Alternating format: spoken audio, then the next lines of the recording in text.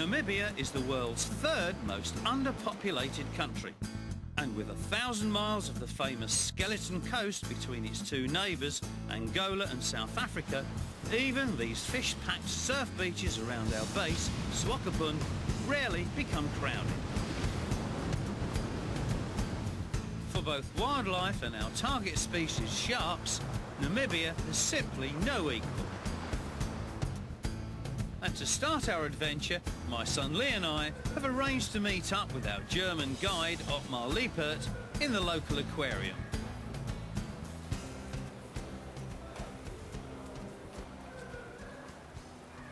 Well, this is nice, Lee, isn't it? Yeah. Do you know, wherever you go in the world, if you want to find out what you're liable to catch, then visit the local aquarium.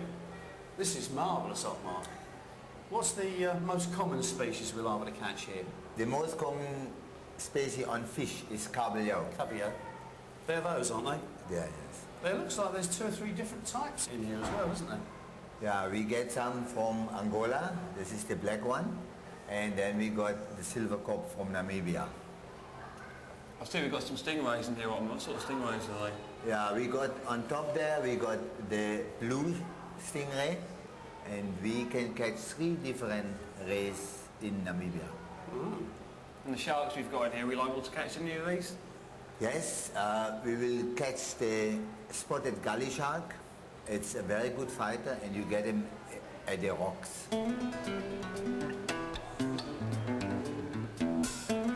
Following recent gales, the sea was still incredibly rough. Yet these South African anglers were enjoying the cabillaud fishing just south of Walvis Bay. There were plenty of fish in the 6 to 10 pounds range, less than 80 yards from the shore too. But Lee and I rather had our sights set on something very much larger. Before we started, however, Ottmar suggested we drive by the huge fur seal colony at Pelican Point. And we quickly discovered why this is called the Skeleton Coast. Ships running aground on the reefs being a regular occurrence.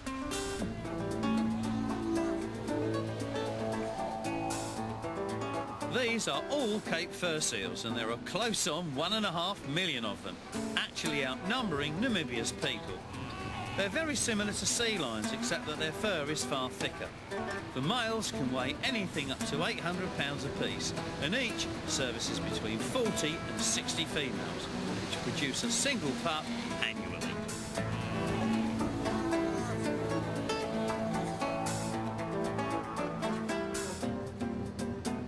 But let's get on with the fishing. Ottmar has decided to take us north of Swakopmund to mile 20, where hopefully we can cut our teeth on some hard-fighting spotted gully sharks. I must get one of these rod holders for my own 4x4 back home. As we're not expecting big sharks here, we're using heavy mono traces, 6/0 hooks and fresh mullet heads for bait. There's a lot of ocean floor to search here, so taking time to observe wave formations and where rocky gullies might exist before casting can only improve chances of a pickup. My beach caster, incidentally, is 14.5 feet long and the reel line is 30-pound test, joined via bimini twist knot to a 100-pound test shot leader.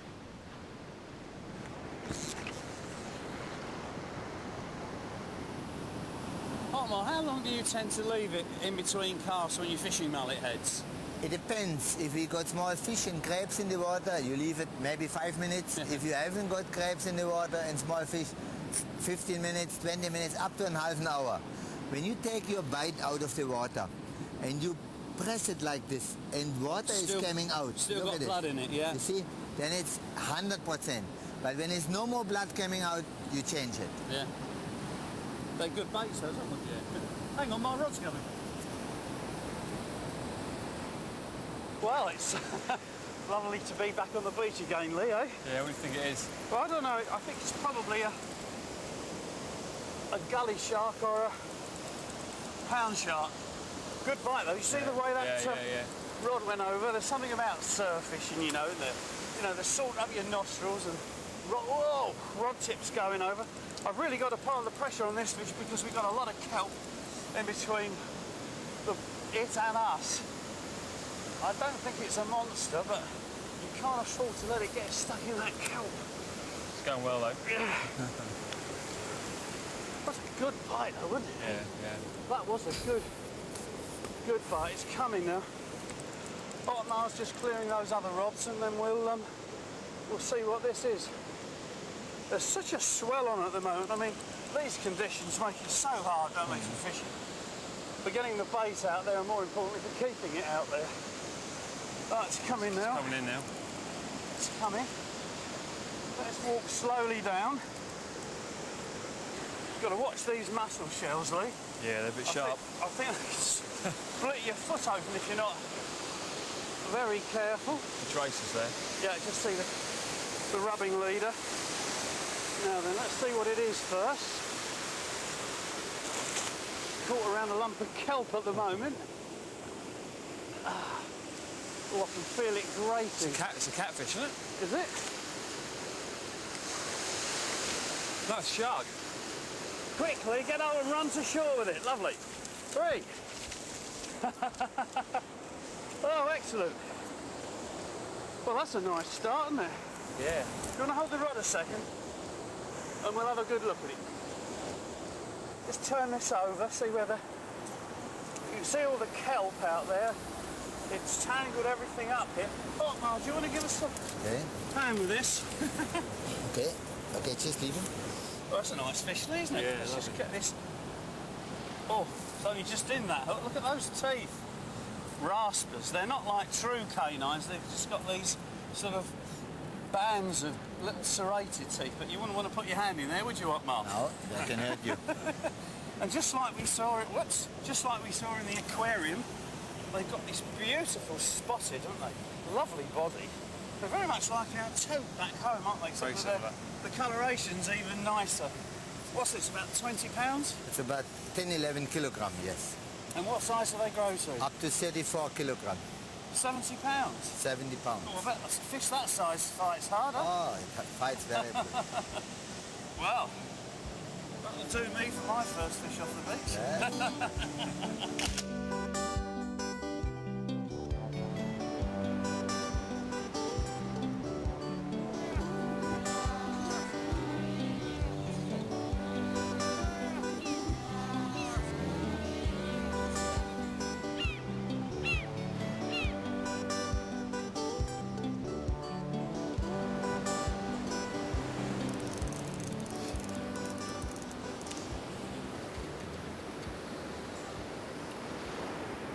Hello, you in? Yeah, I'm in. Wow. Roll him in. What do you think this is, Otmar? I think it's a spotted gully shark, yes. Don't they take the bait? Yeah. Huh? Wow. I thought the rod was going in. What does it feel like, Lee? Yeah, he's going. Good? He's going, yeah. Going It's well? good.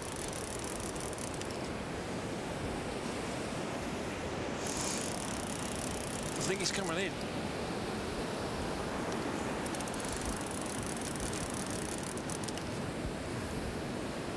Every now and again they sort of go through a bed of kelp, don't they? And you can feel the legs grating, and you just got to keep them coming on the move, haven't you? Just keep pumping it.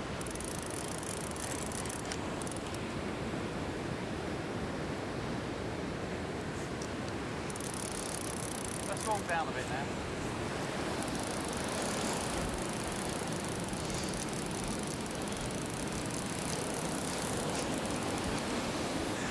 It's not taking really lots of surges along, is it? They're just dogging. 1 second they're in the kelp, the next minute... Oh.